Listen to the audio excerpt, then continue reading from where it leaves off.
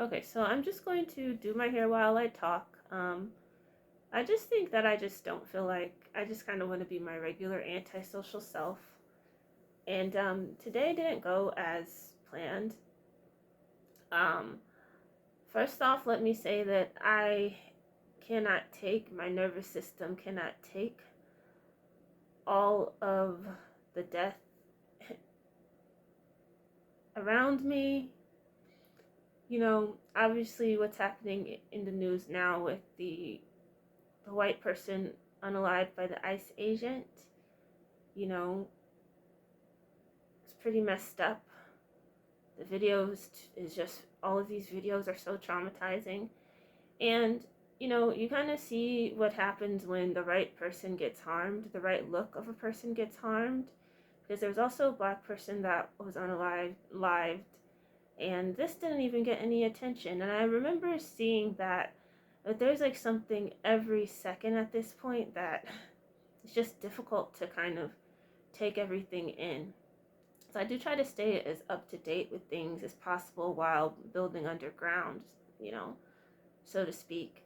But I guess I want to just say that because I don't know sometimes how to weave in what's happening in the regular world into things I started talking about here, even though I know people don't really watch this, but hey. So I just want to say that it's just a really messed up situation, and people shouldn't.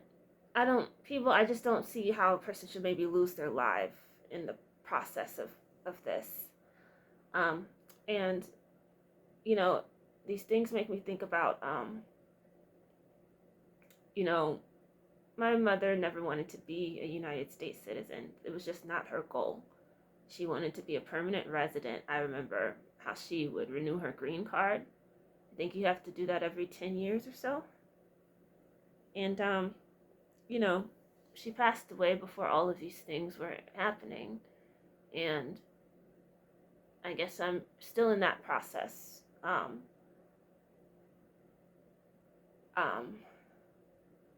but I think of how unsafe my mom would be. I think of even how unsafe I am, my siblings would be, you know, and, like I say, my father from the United States, he's fine, you know. Never really asked about our situation with this, or really probably even cared. So I'll let that segue though, because today was really not what I planned for it to be. I was really excited to start the day, and I ended up being at the coffee shop so long trying to get things done, but because of something really, really, oh, and it was a birthday for someone very close to me, an important birthday. Um, so, but this emergency situation just derailed everything. And it's to the point that we really need things to be okay. And I'll just say this because I don't want to talk that long. And God willing, may I be protected. May you be protected. Because there's a lot happening. Um, with the Matrix, perhaps even more than the wall, as people say. The Matrix is truly undefeated.